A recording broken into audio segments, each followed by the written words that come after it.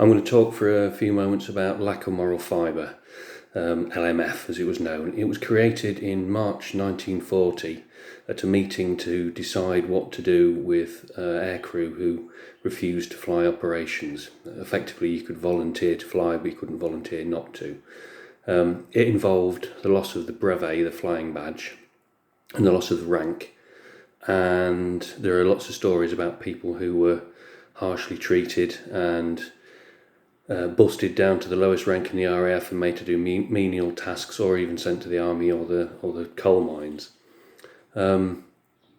After the meeting, there was a letter that was sent round to all commands that explained the procedure, and there were three different categories of what could happen to somebody depending on the amount of stress they had gone through, the amount of predisposition they had to break down. Now, it's very important, and I can't really stress this enough, to remember that LMF was not a medical diagnosis.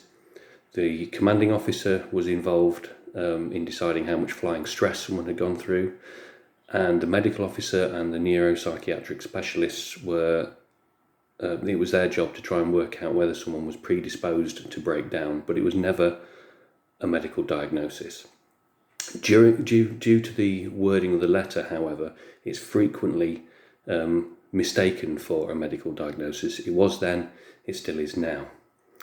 When historians have looked at LMF, they have struggled because there's a lack of sources, and they've tended to use lots of medical sources. So that has continued to build this idea that people have that LMF was a medical diagnosis. Now, in the archive, in the IBCC Digital Archive, the veterans that we have interviewed, there's about 50 who talk about LMF. And of course, we're interviewing them 70 years after the events that they're remembering. And they've read up on the subject. And they're familiar with histories and cultural sources and books and films like Catch-22. And also the other important thing is, since the 1980s, they tend also to be very much aware of the diagnosis of PTSD, post-traumatic stress disorder. But again, I want to stress that LMF is not medical, it's not the same as PTSD.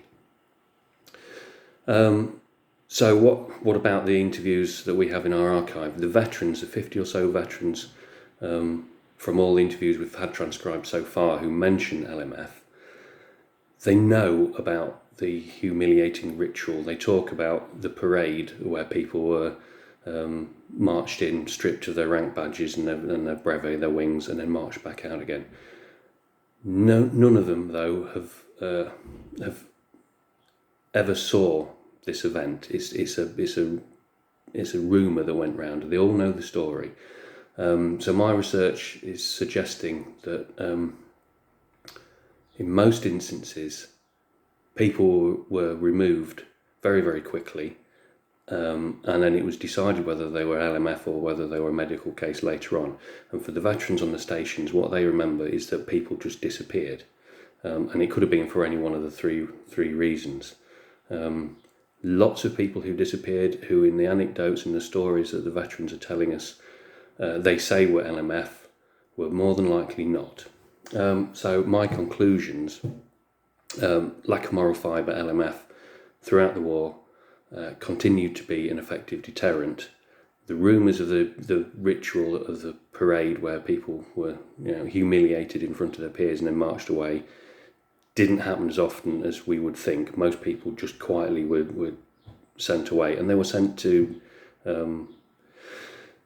hospitals for neuropsychiatric specialists to decide whether they had any predisposition. If you were predisposed, then it was a medical case, it wasn't LMF. And my final point is that the cases were very rare. Cheers.